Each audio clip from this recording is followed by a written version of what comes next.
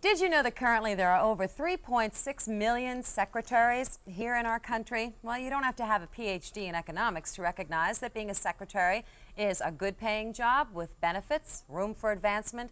However, it's not always easy.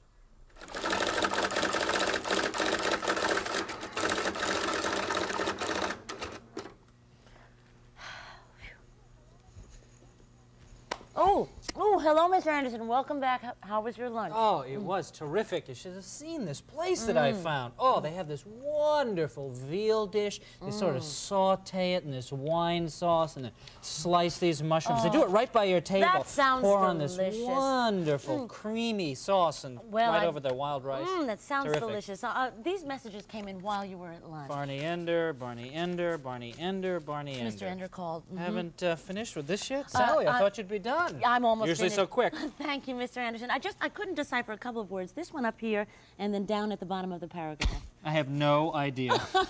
You neither. I have the worst handwriting. Oh, I wouldn't say that. Miss Palmer always said that in third She grade. did. You can figure it out in the context, I'm sure. Okay, thank you. Oh, Mr. Anderson, Yeah. before you go into your office, I hate to disturb you with this, but I wonder if you've had a moment to think about my request for a raise. Sally, I'm sorry I haven't. With that Wilson and Doric deal, $10 million, I haven't had time to think about nickels and dimes. Let me do it right now, and I'll get back to you as soon as I can. Oh, thank you very much. I really, it means so much to me. Thank you.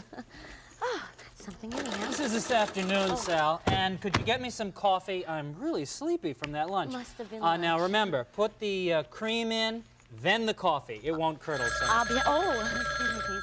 Hello, Mr. Anderson's office. Oh, hello, Mr. Ender. Yes, he's in. Can you hold, please? Thank you. Barney. Yeah, I'm sorry I haven't got any of your messages. You know how secretaries are. Yeah, I'll take it in my office. I don't want to talk at you. I'll transfer you.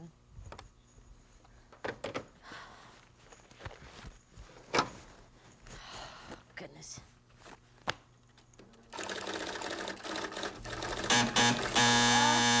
Yes, Mr. Anderson. Sally, could you take a letter, please? Yes, Mr. Barney Anderson. Ender, you've got the address. I Dear have it. Barney, sorry about all of the mix-up, not getting your calls. Regarding the meeting of No, forget it.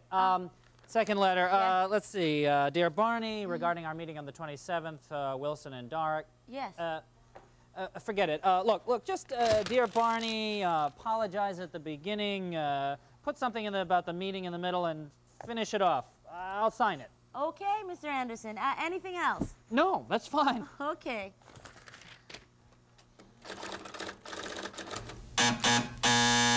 Yes, Mr. Anderson. Oh, Sally, I forgot. You've got our travel plans to Saint-Tropez all figured out? Yes, I have. And you've got the hotel with a view for the wife? Yes, I do. And did you find anything to do for the kids? I think I did. I found a place called Fairyland and SeaWorld, of course, and then a personal appearance by Kathy Lee Crosby. You think they'll enjoy that?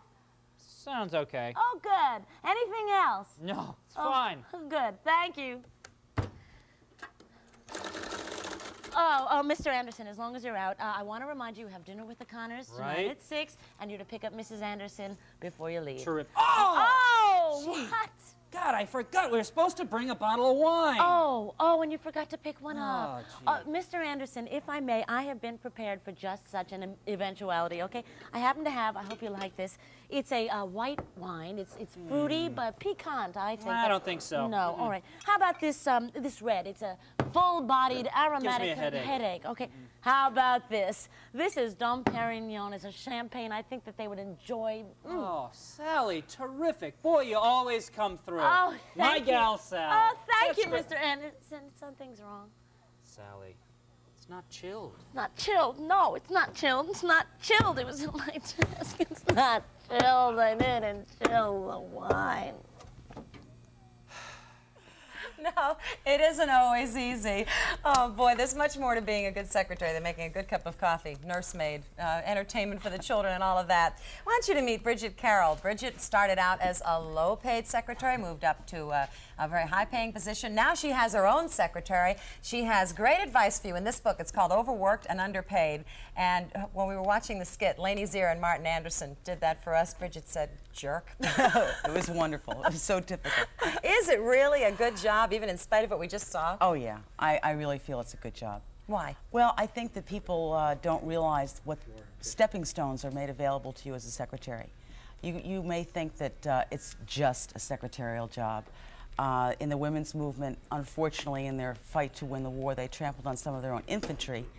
And when they wanted to use an example of men's domination over women, they used secretaries and housewives. And unfortunately, women who are secretaries and housewives feel I am just a secretary. Let's talk then about how the image has changed. We actually have some pictures that kind of help us work through this. Yes, if you look at jobs like Della Street working with Perry Mason, that was a situation where she was a real part of Perry Mason's team. People respected her when they needed something and Perry wasn't around. Della's going to help us out. And they were confident about that. Then you go on to the Carol Burnett's, you know, she's sitting there doing her nails, and you get a little bit of a feather brain working for you, and the image slowly deteriorates. Yes, it does, doesn't it? And Yes. then Lonnie Anderson. And Lonnie Anderson, isn't she cute? Sexy little broad. No, seriously, it's just awful. It goes from the Della Street to the Carol Burnett to the sexy blonde. And it lowers the image of a secretary, and it's just not fair. And there are things that we should not allow, I suppose, as secretaries. They were pointed out in that skit. Let's go through them. Should you stay at the typewriter? Yes. Instead of going to lunch? Well, it depends on the situation. I mean, if you shouldn't be taken advantage of, but if you're in a situation where the man or woman you're working with, not for, has a real big deadline, yes, you should definitely stick it out and help him or her out.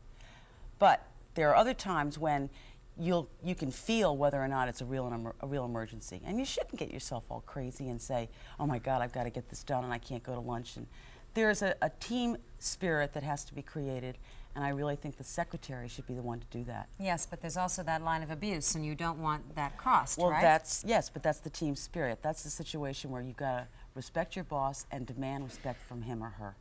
When should you ask for a raise? It's a question we've talked about a lot on this show. Not in a moment of need, I guess, right? Well, it depends. Yes, you can in a moment of need, but there's a way of doing it.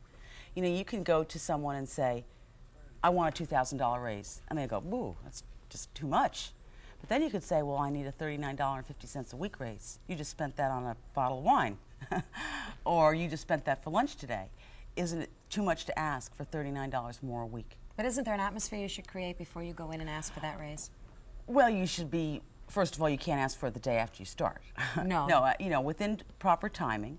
And you should feel confident about your position and what you've done to help this person.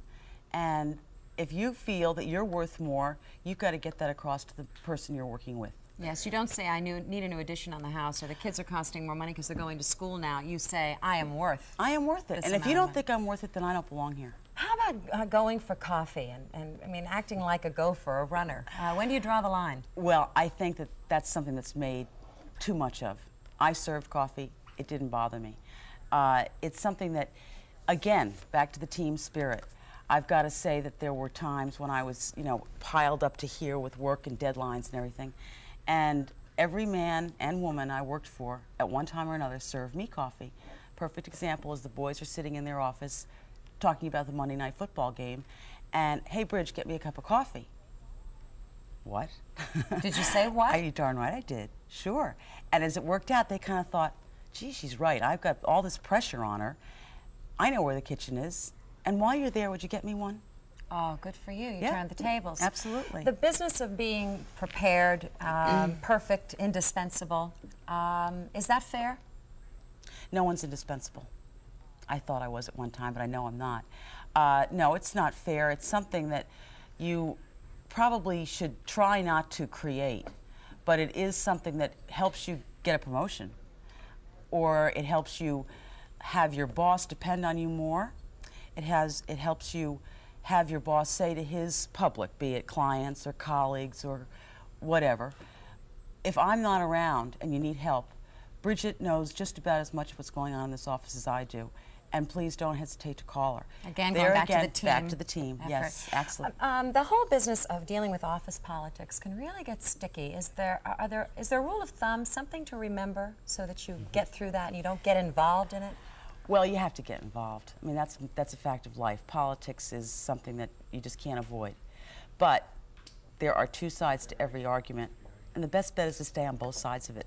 No, yeah, but how do you do that? Well, I am being facetious, obviously, but you have to be loyal to your boss without doing anything illegal. You can be an individual, but don't get yourself in trouble. Don't be too opinionated. Don't get involved in cliques.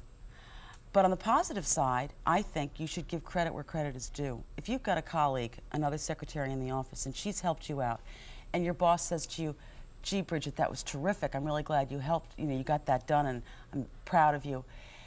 Say, well, Mary helped me get that job done. I didn't do it all by myself. Give credit. Yeah, and it's going to come back to you. Oh, sure. Yeah. There's a whole new theory, too, that as more mothers enter the workforce, that you do not take the stories of your children into the office. People really don't want to hear them.